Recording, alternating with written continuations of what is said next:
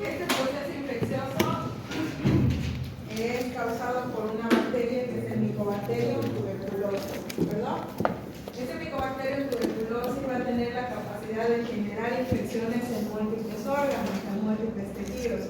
De esta forma, la tuberculosis en sí, según la localización anatómica, se va a clasificar en tuberculosis pulmonar o tuberculosis extrapulmonar. ¿A qué nos referimos con esto? Generalmente la forma más frecuente de presentación es a nivel del parénquima pulmonar. Entonces desarrolla una tuberculosis pulmonar. Sin embargo, cuando llega a presentarse en otros órganos, por ejemplo, como el riñón, el peritoneo, por ejemplo, o en las meninges, pueden desarrollar tuberculosis por fuera del pulmón. En este caso son las tuberculosis extrapulmonares. Vamos a mencionar entonces, por ejemplo, las tuberculosis meningias o la meningitis por tuberculosis. Puede haber la tuberculosis renal, por ejemplo, o la tuberculosis peritoneal, o la tuberculosis ósea, ¿de acuerdo? Es decir, especificando la zona donde la infección se llegue a localizar.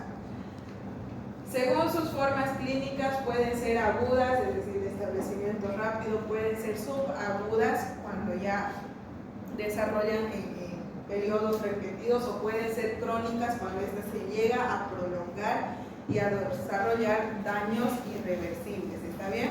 Según las formas anatomopatológicas, pueden haber tuberculosis exudativas, pueden haber tuberculosis gaseosas o pueden haber tuberculosis productivas. En este caso, va a hacer referencia al tipo de colección que va a generar la bacteria, ¿de acuerdo? En el tejido. Y pueden ser patogénicas cuando son primarias o son postprimarias, o en este caso, cuando tienen un primer contacto con la bacteria o cuando hay un segundo o tercer contacto. ¿Está bien? Vamos a comenzar a mencionar enseguida las características. Para que se pueda diseminar una tuberculosis, tiene que haber un hospedero y un reservorio, ¿de acuerdo? En este caso, por ejemplo, el hospedero va a ser el paciente susceptible a contagiarse, el huésped, ¿está bien?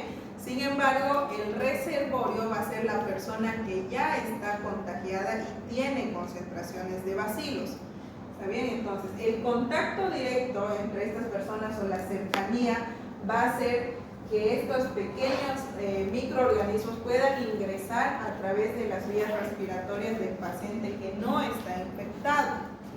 Por ejemplo, en este momento yo estoy hablando, ustedes pueden ver si es que yo estoy eliminando o no saliva. No. ¿Es visible? No.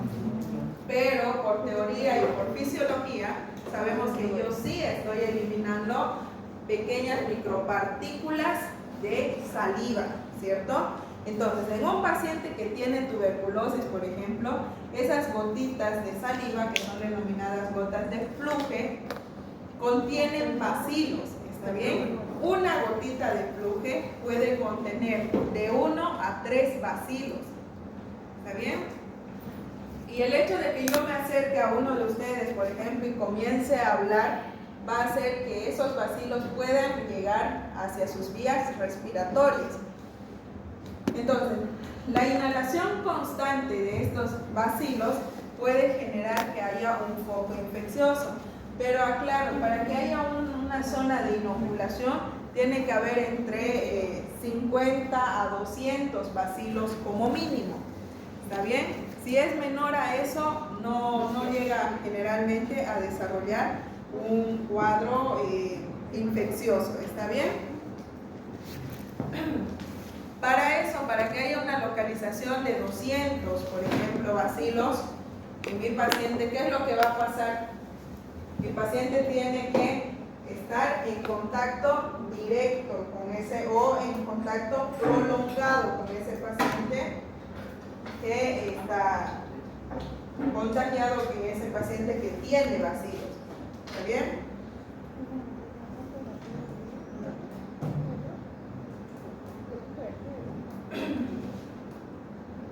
Pueden haber diferentes factores de riesgo que hacen que mi paciente pueda ser más susceptible. Dentro de ellos puede ser la edad, por ejemplo, las edades extremas, y las mujeres embarazadas van a ser aquellas que pueden llegar a contagiarse de forma mucho más rápida.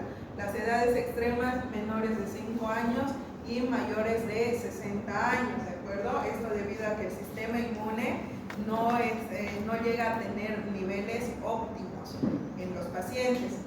La desnutrición es un factor muy importante porque llega a mediar el metabolismo o la función adecuada de todo el metabolismo del ser humano, ¿de acuerdo? Las enfermedades debilitantes o las inmunodepresoras, por ejemplo, pueden ser el VIH, que generalmente tienen una relación muy marcada entre el VIH y la tuberculosis, ya que esta enfermedad disminuye de forma considerable el sistema inmune, ¿de acuerdo? Lo mismo con el caso de pacientes hipertensos o pacientes diabéticos, por ejemplo. El organismo de estos pacientes se adapta tanto a esta situación patológica que disminuye el grado o los niveles del sistema inmune, ¿de acuerdo? Los tratamientos inmunosupresores o las neoplasias, en este caso los tipos de cáncer, o sobre todo los pacientes que llegan a desarrollar quimioterapias o aquellos que están tomando o están desarrollando tratamientos para deprimir el sistema inmune y ser, por ejemplo, sometidos a un trasplante. Estos también pueden llegar a ser pacientes con alto riesgo de contagio, o aquellas personas que han cursado con un trasplante de un órgano. ¿Está bien? ¿Cómo se va a llegar a desarrollar el proceso de la infección de la tuberculosis en el pulmón? Anteriormente habíamos mencionado las características de una infección en las vías respiratorias cuando vimos neumonía, ¿se acuerdan? Habíamos mencionado que hay diferentes barreras protectoras de las vías respiratorias inferiores. La primera barrera, ¿cuál era? Las fosas nasales, ¿cierto? La segunda barrera, los cilios de la tráquea y de los bronquios. Muy bien. Y la tercera barrera, ¿cómo? ¿La secretaria de moco? Ya, ese es el primero. Ya, muy bien. Baja hacia las tráqueas, hacia los bronquios. El moco.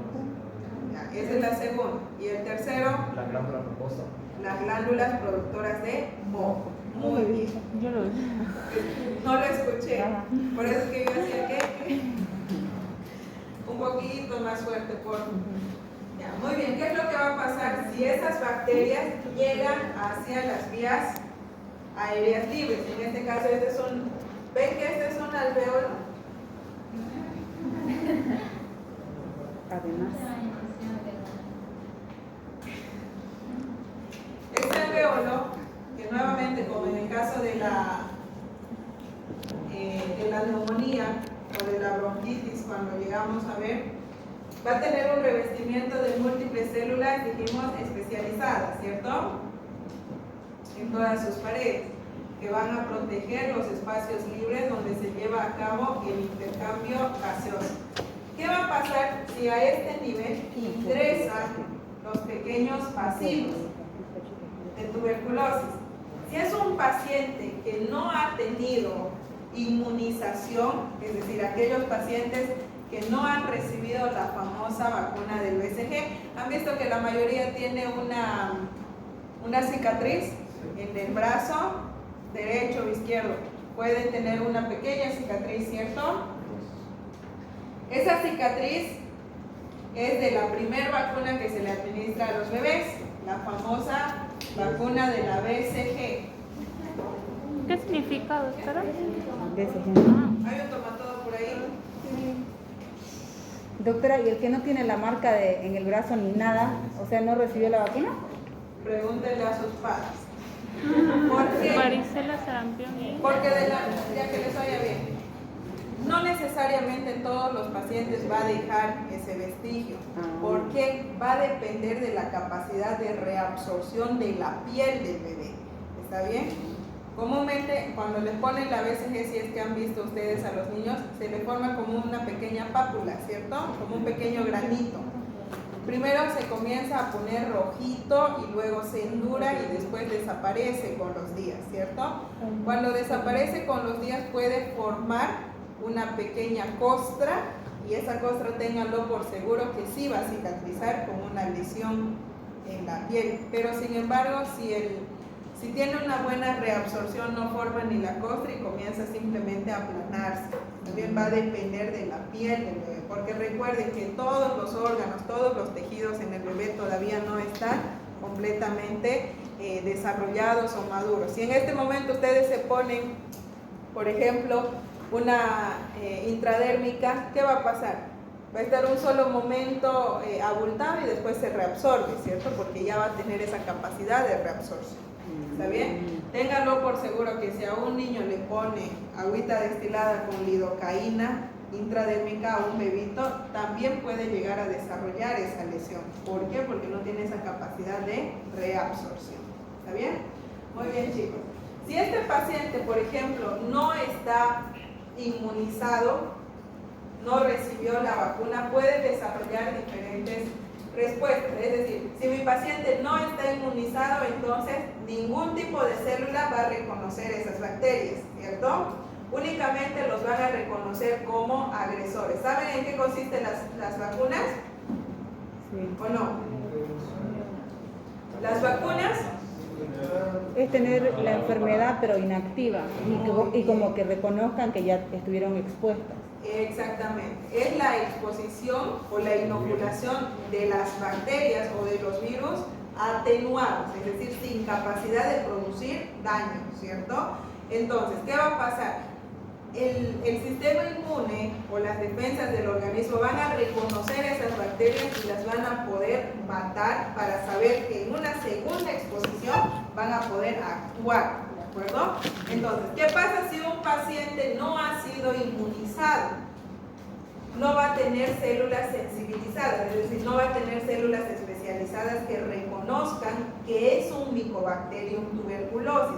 Simplemente lo van a reconocer como un microorganismo invasor, ¿está bien? Entonces, esa respuesta va a desarrollar, o esa invasión va a desarrollar respuesta mediada por los macrófagos, ¿de acuerdo? Porque los macrófagos, cualquier tipo de microorganismo u objeto que ingresen, los van a tratar de encapsular para eliminarlo, ¿cierto? ¿Qué va a pasar con esto? Una vez que los lleguen a fagocitar, estos macrófagos van a tratar de transportarlas hacia los ganglios iliares. Vamos de cuenta que estos son ganglios iliares, ¿está bien? Para posteriormente eliminarlos y poder desecharlos a través también de la secreción, ¿está bien? Pero ¿qué va a pasar con estos bacilos? Durante ese periodo de transporte van a tener la capacidad de comenzar a replicarse en el interior del macrófago. Ya cuando este macrófago llegue hacia los ganglios iliares y quiera presentarle estos microorganismos invasores, va a ser tan amplia su propagación o su reproducción que van a romper las paredes del macrófago. Y al romper las paredes del macrófago, estas van a llegar hacia los ganglios iliares, hacia el sistema circulatorio linfático, y por lo tanto van a poder diseminarse mucho más rápido, ¿está bien? Entonces de esa forma se va a desarrollar una bacteriemia, es decir, concentración de bacilos, o en este caso bacterias, en la circulación sanguínea, ¿está bien? Pero ¿qué va a pasar con el paciente que sí estuvo inmunizado o que sí estuvo expuesto a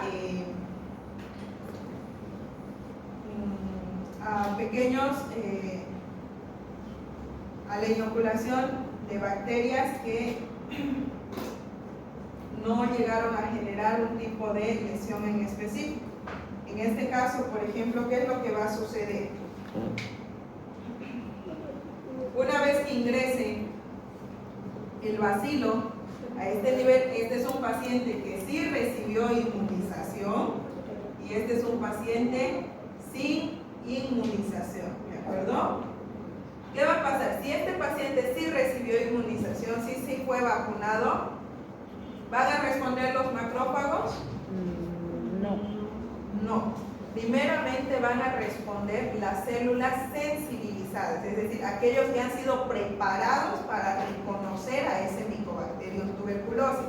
Eso va a ser un grupo de linfocitos T, ¿está bien? Entonces, una vez ingresen, se activan las alarmas y reconocen que es un Mycobacterium tuberculosis, y los linfocitos T sensibilizados comienzan a rodear ese bacilo, ¿está bien? Los van a rodear y van a detener, es decir, no van a permitir que continúen avanzando, y automáticamente van a activar una respuesta de atracción de macrófagos y de monocitos para que éstas puedan llegar a fagocitar, ¿de acuerdo? Los macrófagos entonces van a llegar a este nivel y los van a encapsular, y ya al tener una distribución de linfocitos T sensibilizados alrededor, esta bacteria va a perder la capacidad de replicarse en el interior, ¿está bien?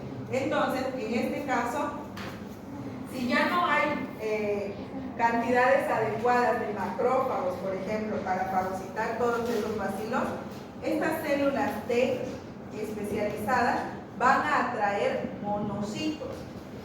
Van a llegar los monocitos hasta este nivel, y esos linfocitos T van a permitir que esas bacterias permanezcan intactas hasta que los monocitos maduren y se conviertan en macrófagos. Y cuando ya se conviertan en macrófagos, van a tener la capacidad de poder destruir a ese bacilo. ¿Está bien? Esa agrupación de linfocitos T sensibilizados o de células sensibilizadas van a formar un foco, es decir, ya la conexión de esa concentración de células especializadas, que lo vamos a conocer como tubérculo de Koster. ¿Está bien? Cuando esa agrupación de células encapsuladas comienza a calcificarse, es decir, comienza a endurarse, cambia la estructura del revestimiento. Por lo tanto, va a denominarse complejo de Ghon. ¿Está bien? Cuando un foco tuberculoso primario se calcifica, ya es un complejo de Ghon. ¿Está bien? Recordemos que estos van a ser transportados hacia los ganglios ciliares, ¿cierto? Si este foco tuberculoso primario ya está calcificado y se une a un ganglio iliar también calcificado, ya va a ser denominado como el complejo de Ranke. ¿Está bien? ¿Se entiende esto, chicos? ¿Puede explicar el complejo de Ranke? Muy bien. Si es un bacilo que tiene linfocitos T activados, va a tener la atracción de monocitos o de macrófagos. Esto va a ser, dijimos, un tubérculo de Koster. ¿De acuerdo? Si esta colección, es decir, ya de los bacilos, comienza a calcificarse y forma un foco tuberculoso primario calcificado, va a ser un complejo de Ghon. ¿Está bien? Y si junto a este foco tuberculoso primario se asocia a un ganglio iliar calcificado, es decir, en este caso ya no está calcificado únicamente esta colección, sino que también un ganglio, van a formar lo que es el complejo de Ranke. ¿Ahora sí? Sí. Muy bien, chicos. Cuando todo este proceso sucede, sobre todo en este proceso, en este periodo, ¿cuáles serían, por cuestión de lógica? Se está encapsulando una bacteria, ¿cierto? Un microorganismo invasor. Siéntese bien. Este microorganismo invasor tiene que ser expulsado. ¿Cómo va a ser expulsado? ¿Cómo? Por cuestión de lógica, no específicamente la tuberculosis, en cualquier tipo de proceso infeccioso en el pulmón. con una expectoración, ¿cierto? Y para que puedan expectorar, ¿qué va a pasar con las glándulas productoras de moco? Van a producir bastante secreción mucosa, ¿cierto? Entonces, estos van a poder ser encapsulados también por la mucosa y ser eliminados a través de la tos. Cuando se calcifiquen, cuando se enduren, ¿será que van a poder seguir siendo eliminados? No, porque ya van a estar endurados, ¿cierto? ¿Va a haber tos? Sí, pero no va a haber tanta secreción mucosa. Cuando este proceso ocurre y estas localizaciones de moco y de bacterias englobadas, ¿qué va a generar en los espacios aéreos? En los espacios aéreos libres va a haber acúmulo de secreciones, ¿cierto? Y ese acúmulo de secreciones a nivel del parénquima pulmonar o a nivel de los espacios aéreos libres, ¿cómo lo conocemos? Como si hay un acúmulo de secreción o de líquido dentro del parénquima pulmonar o de los espacios aéreos libres, ¿qué va a desarrollar? Una neumonía, ¿cierto? Esa concentración de mucosa va a empezar a ocupar espacios aéreos libres y la tuberculosis va a desarrollar una neumonía. Cuando esa neumonía ya genere esa zona de colección, es decir, la zona donde se ha localizado concentración mucosa, se encapsule y también comience a endurarse, va a formar las famosas cavernas, ¿está bien? Que es característico de la tuberculosis. En una neumonía bacteriana típica, va a haber el desarrollo de cavernas. Se va a desarrollar cavernas en una neumonía, por ejemplo, por Streptococcus pneumoniae. ¿Por qué no va a formar? Porque estas no van a llegar a presentar estos revestimientos que pueden llegar a endurarse. ¿Qué puede? Si mi paciente tiene neumonía por Streptococcus 4 veces, 5 veces, ¿va a generar cavernas? ¿Sí o no? Es decir, va a haber colecciones así por células especializadas también. No, una neumonía típica va a generar directamente, si esa es repetición, una fibrosis, ¿cierto? Y la fibrosis recién puede desarrollar una atelectasia. ¿Queda claro esto o no, chicos? Porque en este caso sí generan cavernas, porque recuerden que están siendo recubiertos y atrapados por células especializadas que después se van a endurar. En el caso de la neumonía típica, no, porque no tienen una memoria que desarrolle respuesta mediadas por células específicas de esa infección. ¿Se entiende? Entonces, por ejemplo, en esta imagen, en la imagen del lado izquierdo para ustedes, ¿qué es lo que les llama la atención en esta radiografía? El lóbulo izquierdo, pulmón izquierdo. No sé, Un el poquito parénquima más pulmonar. fuerte. El pulmón derecho No sé mucho del parénquima pulmonar. ya no se valora muy bien. Ajá. Ya, muy bien. Pero en ambos pulmones, ¿cierto? No se valora muy bien. ¿Pueden ver densidad ósea? Sí. ¿Cuántos cuerpos vertebrales ven? ¿Cuántas apófisis espinosas? Uno es esto, que ustedes vean esto, únicamente esto. Otra cosa es muy distinta que vean las apófisis espinosas. No. ¿Pueden ver las apófisis espinosas? No. No, ¿cierto? No. Veo solo una. Y una es suficiente para determinar si tiene buen grado de penetración. ¿Los rayos? No, puede ser que esté muy blanda o puede ser que esté muy dura. En este caso, ¿por qué se dice que es una placa blanda? Porque está mucho más denso o me deja valorar mucho más parénquima y no tejido óseo. ¿Qué quiere decir? Que tienen preferencias por algún tipo de tejido. Si yo veo más de 7 apófisis espinosas, quiere decir que es una penetración muy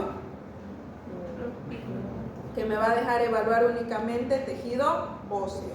¿Está bien? En este caso, por ejemplo, relativamente hay hay densidad de aire que está distribuido casi de forma homogénea. Entonces podríamos decir que hay ingreso de aire. En este caso, en este pulmón, ¿qué es lo que les llama la atención? ¿Hay algo que les llame la atención? En la parte superior del lóbulo hay un círculo que es. Yes. Ajá. ¿Pueden notar que es completamente limitado? Sí. Pareciera una membrana, ¿cierto? Sí. Que separa el parénquima. Estas son las famosas cavernas en la tuberculosis. Sin embargo, en esta imagen, que también no es de muy buena calidad, ¿qué es lo que pasa? Hay relativamente buen ingreso de aire, pero hay una zona de colección. ¿Se acuerdan que este tipo de densidades los vimos en las neumonías también, ¿cierto? ¿Por qué? Porque hay secreción que se está concentrando. Cuando esto se calcifique o comience a endurarse y forme esta membrana, recién va a ser característico de tuberculosis. Si únicamente veo esta radiografía, no conozco al paciente, no sé su cuadro clínico, yo no puedo decir es tuberculosis, tengo que sospechar de una neumonía. ¿Está bien? Va a ser muy diferente que mi paciente llegue y les diga: he tenido tos con bastante flema hace 2 semanas y la fiebre que no me pasa con nada y he perdido 3 kilos en esas 2 semanas. Eso es característico de la tuberculosis, ¿está bien? Y va a ser considerado un paciente sintomático respiratorio, ¿está bien? En este caso, ¿qué les llama la atención? El pulmón, en este caso, ¿está normal o patológico? El corazón El está al otro corazón lado. Una dextrocardia. Ya, pero estamos hablando del pulmón. Concentrémonos primero en el pulmón, después podemos hablar, o se equivocaron en realizar la radiografía, o mi paciente sí tiene dextrocardia. ¿Está bien? Ya, muy bien. ¿Qué pasa con la densidad de aire a este nivel? ¿Pueden ver las cavernas? Sí. ¿Cuántas cavernas? 3. ¿3? Creo. Esas con flechitas, ¿no? En el lóbulo superior. En el lóbulo superior. Sí. Arriba yo. Aquí hay otro. Sí. Sí. Aquí hay otro. Sí. 3. Aquí hay otro. No la veo. No la veo. No sé, ¿Ya? Esta es una caverna Sí. y esta es una caverna. Sí. Las cavernas son únicamente esta región. ¿Por qué? Presten atención. ¿Por qué? Presten atención, chicos.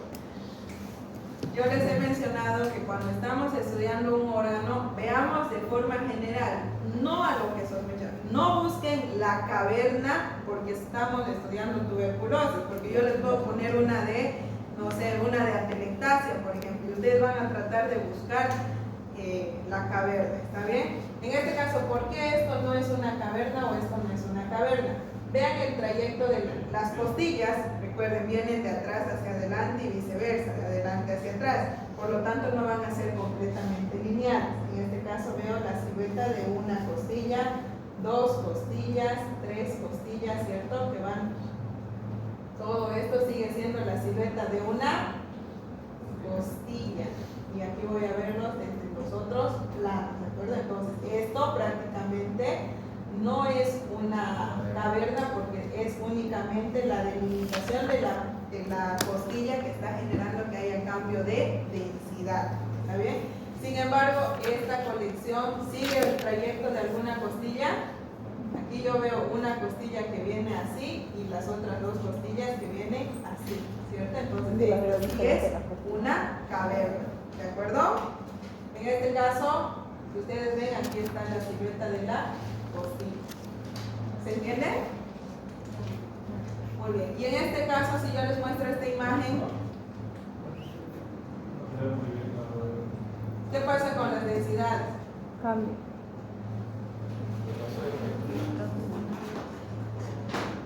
¿Hay densidad de aire en el pulmón izquierdo? Hay. En el pulmón derecho, únicamente en esta región, y toda esta zona está siendo ocupada, ¿cierto? Por algún tipo de líquido, por algún tipo de secreción. ¿Por qué sé que es líquido, que es secreción y no es otro tipo de tejido? Porque por dentro hay muy poquito aire, ¿cierto? ¿Qué quiere decir? Que esos espacios aéreos sí están siendo ocupados. Entonces, en este caso, ¿me puedo arriesgar a decir que es una tuberculosis? No, simplemente lo voy a conocer como una neumonía, ¿cierto? Entonces, vuelvo a aclarar, por favor, muchas veces confunden, ¿una neumonía bacteriana va a progresar a una tuberculosis? No, porque la tuberculosis pulmonar es causada específicamente por el Mycobacterium tuberculosis. Va a ser muy diferente que mi paciente tenga una neumonía por estreptococo y esté expuesto a un paciente con tuberculosis y se contagie, ¿está bien? Que va a ser muy diferente que mi paciente se infecte de tuberculosis y desarrolle una neumonía, ¿de acuerdo?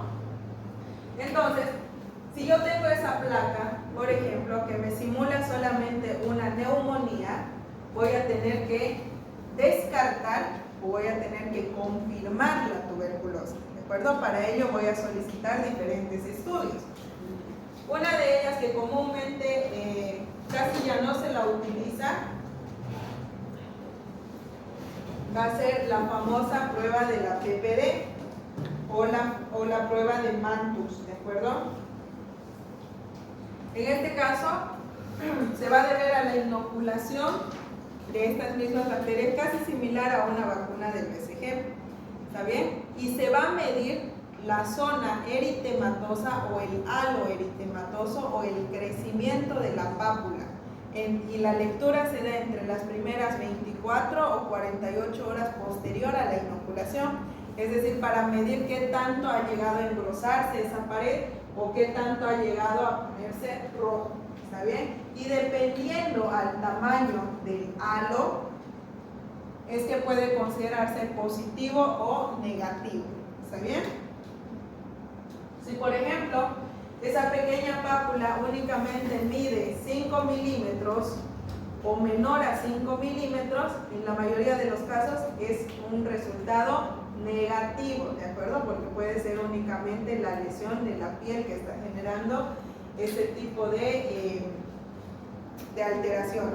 Sin embargo, si mide entre 5 milímetros hasta 10 milímetros o de 4 a 9, en este caso se puede llegar a considerar, por ejemplo, positivo en pacientes que tengan antecedentes de haber cursado con cuadros de tuberculosis o aquellos pacientes que recién han sido vacunados con la BCG. Generalmente esto se va a dar o va a reportarse como un caso positivo en pacientes que ya han cursado con tuberculosis o tienen antecedentes, o en el caso de que tengan enfermedades de base que disminuya el sistema inmune.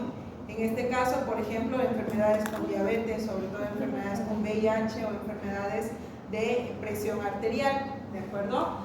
Es positivo también para personas o para personal que esté en contacto constante con tuberculosos. En este caso, por ejemplo, el personal de salud que se encarga de este programa. Porque en las áreas públicas, por ejemplo, hay personal específico para el programa de tuberculosis, para el programa de VIH, para el programa de rabia. Entonces, ¿qué quiere decir? El personal que atiende, por ejemplo, únicamente casos de rabia, va a tener una menor predisposición a contagiarse que el personal que se dedica únicamente al cuidado y al tratamiento de pacientes con tuberculosis, ¿de acuerdo? Y cuando son mayores a 15 milímetros, se considera positivo para todo tipo de pacientes. Otra de las pruebas que se van a llegar a desarrollar o se pueden solicitar son las famosas baciloscopías seriadas. ¿Saben en qué consiste una baciloscopía seriada? ¿Por el grupo?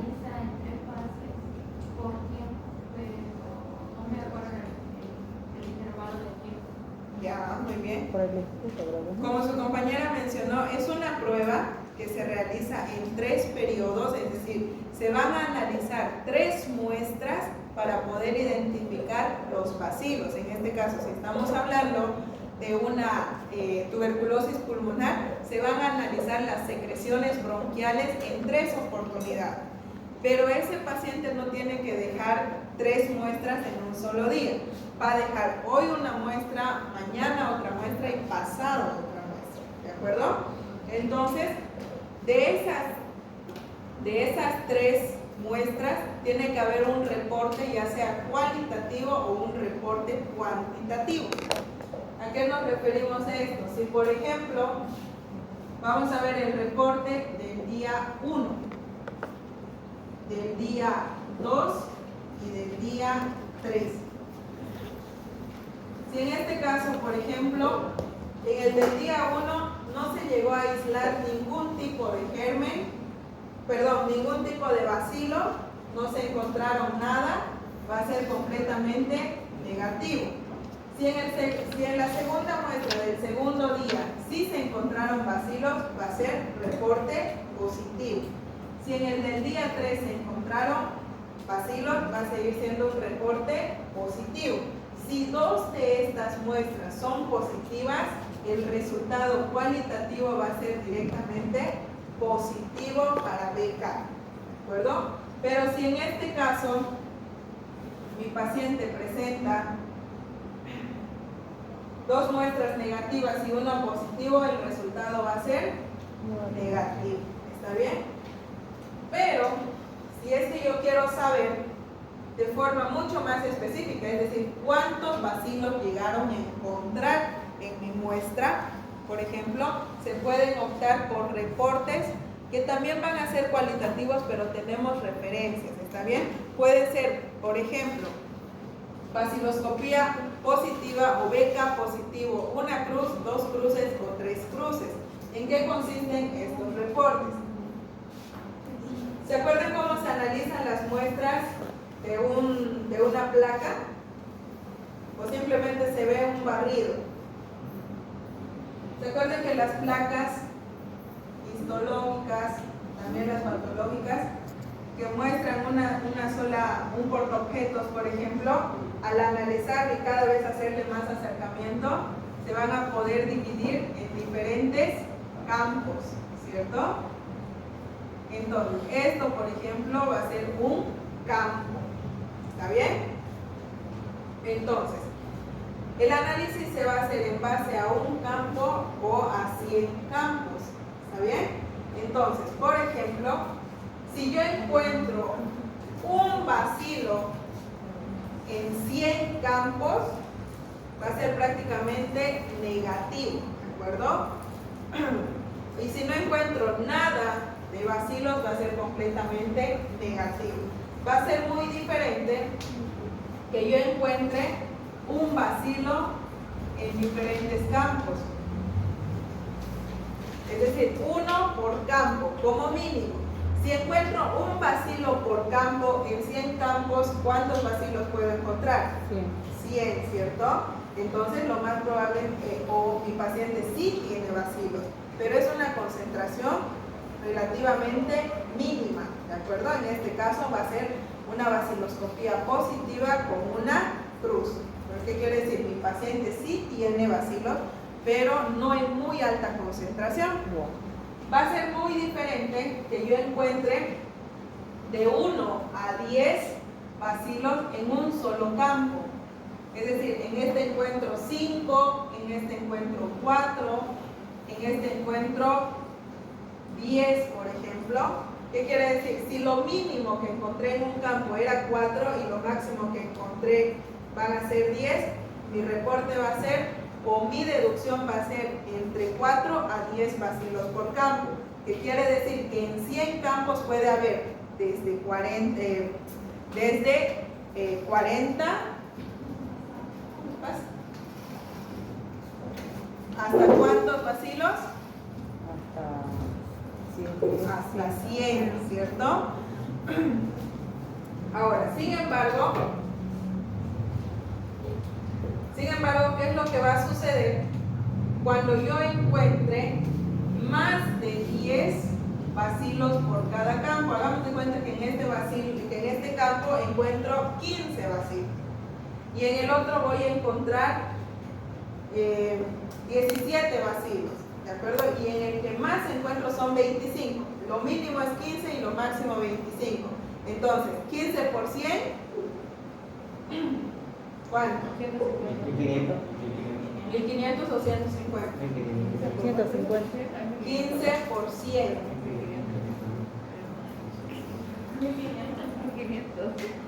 Y si digo entre 15 a 25 por campo, mi rango va a estar desde 1500 hasta ¿cuánto? Hasta 2500 en todos los 100 campos. ¿Qué quiere decir? Que tiene más concentración de bacilos. Por lo tanto, mi paciente va a ser alto contagiador. Entonces va a ser catalogado como una BK positiva 3 cruces. ¿De acuerdo? ¿Se entiende esto, chicos? Sí. Muy bien. Si mi paciente ya tiene un reporte de BK positivo, 2 cruces, por ejemplo, ya es positivo, ¿cierto? Tiene una neumonía en la radiografía, ¿qué quiere decir? Todavía no ha formado sus cavernas, entonces está en un periodo en el que va a seguir produciendo secreción mucosa. Ya ha perdido 3 kilos en 2 semanas. ¿Qué va a pasar con este paciente? ¿Esperan a que forme sus cavernas? No. Tienen que iniciar tratamiento, ¿cierto? Todos los países tienen sus tratamientos específicos para la tuberculosis, para que puedan seguir o completar periodos, ¿está bien? En este caso, por ejemplo, el Esquema Nacional de la Tuberculosis maneja entre 4 a 5 medicamentos específicos para la tuberculosis, que es la agrupación, por ejemplo, de antimicrobianos. Dentro de ellas vamos a tener la estreptomicina, que puede ser opcional, a depender del grado del paciente o de la delicadeza del paciente, la rifampicina, la isoniazida, el etambutol y la piracinamida, ¿de acuerdo? Y el periodo que lleguen a optar por este tratamiento va a depender del tipo de paciente que yo estoy tratando. ¿A qué me refiero con esto? Va a ser diferente que, por ejemplo, a María Luisa se le llega a diagnosticar tuberculosis y ella nunca tuvo tuberculosis. Va a ser un caso nuevo, ¿está bien? Entonces, el tratamiento que van a usar en ella va a ser de 2 fases, que pueden ser aproximadamente 6 meses, ¿está bien? Primero de 4 meses y luego de 2 meses, que van a ser con medicación intercalada. Durante los primeros 4 meses va a tomar medicación a diario, y en el caso de los otros 2 meses va a poder alternar, ¿de acuerdo? 2 veces a la semana, por ejemplo. Va a ser diferente que yo ya haya tenido tratamiento para la tuberculosis, me cansé, abandoné el tratamiento y 3 meses después quiero iniciar el tratamiento porque me sentí mal. ¿Será que me van a dar el mismo esquema? No, porque mis bacilos ya van a ir reconociendo esos medicamentos, ¿cierto? Por lo tanto, mi esquema no va a durar 6 meses, pueden durar hasta 9 meses o hasta 1 año. Doctor, pero si vuelve a hacer el tratamiento antes de 28 días, sí va a reaccionar su organismo, sí va a cometer el... ¿Perdón? Antes de los 28 días que interrumpe el tratamiento, sí puede volver a tomar los medicamentos. Por eso es que el ejemplo que les di, yo dije, ¿después de cuántos meses? Después de 3 meses. Entonces ya no se considera, va a ser prácticamente un abandono al tratamiento, ¿de acuerdo? Muy bien, gracias por el dato, tómenlo en cuenta, chicos. ¿Y qué va a pasar si, por ejemplo, yo estoy embarazada? ¿Voy a poder usar el mismo tiempo, las mismas dosis que cualquier otro paciente habitual? No, ¿cierto? No voy a poder usar. ¿O qué va a pasar si tengo un niño de 5 años que acabo de diagnosticar con tuberculosis? El esquema va a ser completamente diferente. Entonces va a depender del tipo de paciente que yo estoy tratando. ¿O qué va a pasar con los pacientes que desarrollan alergias a los medicamentos de la tuberculosis? Porque se puede dar el caso. ¿Simplemente voy a cortar el tratamiento? No, tengo que tener opciones que puedan suplir ese tratamiento al cual mi paciente desarrolla alergia. En este caso voy a usar medicamentos de segunda línea, por ejemplo, como en el caso de la moxifloxacina, la orfloxacina, por ejemplo, ¿está bien? ¿Cuál es la diferencia? Que si mi paciente, caso nuevo, tenía un periodo de 6 meses de tratamiento, pero a las 2 semanas comenzó a desarrollar una alergia completa, ya no puedo seguir usando ese tratamiento, ¿cierto? Y duraba su primer esquema de caso nuevo, duraba 6 meses. Con estos medicamentos de segunda línea, ténganlo por seguro que no van a ser 6 meses, va a ser un tiempo mucho más prolongado, porque no son las primeras opciones, por así decirlo. Y al ser medicamentos de segunda línea, la eficacia del tratamiento va a ser cada vez más reducido. Y por lo tanto, si toma mucho más tiempo, es decir, si es un tratamiento más prolongado, tiene menor eficacia, va a desarrollar efectos adversos mucho más graves. ¿Está bien? Wow. Estos pacientes que desarrollan alergia contra la tuberculosis, contra los medicamentos antituberculosos van a ser considerados como los pacientes RAFA, ¿de acuerdo? Porque desarrollan reacciones alérgicas a los fármacos antituberculosos. ¿Está bien? Sin embargo, ¿cuáles van a ser aquellos pacientes? Les vuelvo a recalcar, ¿cuáles van a ser los pacientes que contagian más? Los pacientes que son altos contagiadores o los pacientes con B van a ser aquellos que llegan a toser mucho, es decir, aquellos que tienen su neumonía activa y están comenzando a eliminar esputo, los que llegan a toser más, los que acaban de iniciar su tratamiento van a ser también altos contagiadores, porque recuerden que va a haber una reacción entre la propagación bacteriana y la llegada de los medicamentos, ¿de acuerdo? Aquellos pacientes que abandonan su tratamiento también, porque se disminuye la disminución o la función del antimicrobiano para su producción, por lo tanto las bacterias van a comenzar nuevamente a replicarse. ¿Está bien? Esos van a ser los pacientes que son altos contagiadores. Si mi paciente cumplió su tratamiento completo, le realicé una prueba de baciloscopía y salió negativo, es decir, ya no tiene bacilos, ¿será que me voy a poder quedar tranquila y le digo a mi paciente, hemos terminado con la tuberculosis y ya no tiene más tuberculosis? No puedo darle esa certeza, ¿cierto? Es un cuadro que puede recidivar y mucho más si esa persona está en contacto constante con pacientes tuberculosos. Entonces, este paciente que acaba de finalizar su tratamiento, a los 3 meses se tiene que hacer un control de baciloscopía. Y a los 3 meses y a los 3 meses. Cada 3 meses durante un año. ¿Está bien?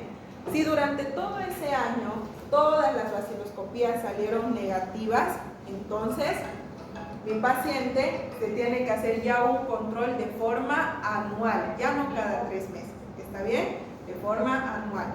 Si durante ese periodo en la que, por ejemplo, mi paciente llegó a que uno de sus reportes de baciloscopía dio positivo, por ejemplo, positivo 2 cruces nuevamente, entonces tengo que optar por nuevamente ampliar el esquema que he usado. Ya no va a usar ninguno de los 3 esquemas, solo se va a agregar una fase más. ¿Está bien? ¿Queda claro eso, chicos? Solo una pregunta, doctora. Cuando usted decía si, digamos, tiene un bacilo por campo, solamente tiene uno por campo, en los 100 campos uno, entonces eso es considerado negativo. ¿Eso quiere decir que puede ser que tengamos bacilos nosotros, pero somos negativos? ¿Qué quiere decir? Que ese único bacilo ha llegado a invadir sus vías respiratorias, que hemos mencionado hace un momento. Para formar un foco infeccioso o tener un periodo de incubación, tiene que haber como mínimo entre 50 hasta 200 bacilos, ¿está bien? Que hayan ingresado de forma continua. ¿Qué quiere decir? Si hoy yo hablé con los pacientes con tuberculosis y lamentablemente me quité un ratito el barbijo, ingresaron, por ejemplo, 2 gotitas de fluje en mis vías respiratorias, por cada gotita, ¿cuántos bacilos había? Entre 1 a 3. Si entraron 2 gotitas, ¿cuántos puede que hayan entrado? 6. ¿cierto? Entonces, ¿será suficiente para colonizar? Todavía.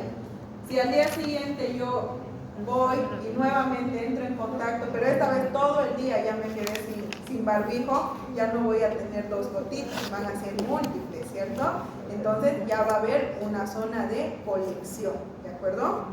Por eso es que pueden haber un bacilo, puede haber, porque pueden pasar todas esas barreras, pero ¿qué es lo que va a pasar? Como es solo uno, los macrófagos van a tener esa capacidad de poder destruirlo, ¿está bien? A no ser, aunque dudo mucho que un bacilo pueda generar un foco infeccioso, mi paciente tendría que estar muy inmunocomprometido, ¿de acuerdo? Incluso hasta para el VIH, bueno, esto a mí me lo dijo un infectólogo, el pinchazo con una aguja hipodérmica tiene muy baja concentración de carga viral, por lo tanto es muy poco posible que se pueda llegar a contagiar. Como mínimo, fue lo que me llegó a decir, como mínimo el infectólogo me dijo que tenemos que llegar a administrarnos 0,5 ml de sangre de un paciente con VIH para poder comenzar a desarrollar carga viral, ¿de acuerdo? Entonces esos son datos que si bien todavía no están, que si se conocen, no están o no está claro para todos, ¿está bien? Entonces este paciente si tiene un bacilo, comúnmente no va a desarrollar un proceso infeccioso, ¿está bien? Esa misma pregunta tenía también porque en el caso del anestesiólogo que les hacía sexo oral a sus pacientes mientras daban a luz, supuestamente la mujer, el médico creo que tenía SIDA y nació y le dieron un cóctel de medicamentos para que la mujer no se contagie de SIDA. Entonces yo dije, sí hay tratamiento entonces al momento o algo preventivo para... Por ejemplo, si cuando ustedes realicen internado y se pinchan con un paciente o con la aguja de un paciente infectado con VIH, sobre todo en pacientes que ya están en fase SIDA, por ejemplo, esa concentración de sangre ha sido mínima, pero si ustedes que están en el internado están bastante estresados, no comen, por ejemplo, su sistema inmune está bajo, ¿qué quiere decir? Puede desarrollar, puede que sí o puede que no, siempre y cuando su sistema inmune pueda responder, pero para asegurarse de que no haya propagación o que no haya carga viral suficiente, entonces les van a dar durante un tiempo un tratamiento profiláctico, ¿de acuerdo? Con antirretrovirales, para evitar que esa pequeña porción o esa pequeña carga viral que haya ingresado reduzca, ¿de acuerdo? Y todo va a depender de su respuesta del sistema inmune. Muy bien, chicos. Doctora, en el complejo 1 usted dijo que era cuando un foco tuberculoso se comienza a calcificar y no se puede encontrar por todo. ¿Hay manera de que esto se calcifique y se expulse por medio de la tos o queda ahí de para la siempre? secreción mucosa? Cuando el paciente no recibe tratamiento y ese foco o esa caverna, por ejemplo, pueda llegar a romper las barreras, por ejemplo, protectoras, puede llegar a eliminar como una secreción mucosa acompañada de sangre, pero no lo va a eliminar por completo, porque ya es una membrana que está dañando el parénquima pulmonar. ¿Está bien? Por eso es que el paciente con tuberculosis característicamente va a presentar tos productiva y puede estar en su mayoría de los casos acompañados con la eliminación de sangre, porque esa tos recurrente daña las paredes del bronquio, ¿de acuerdo? ¿No hay la lista del C2? No imprimimos porque no pasamos. ¿De cuál grupo? Es del... Este es el grupo C2, ¿cierto? Sí, C2. No, los otros no. Solo para el C2, hácenlo por favor. Muy bien, chicos, algo que me iba a...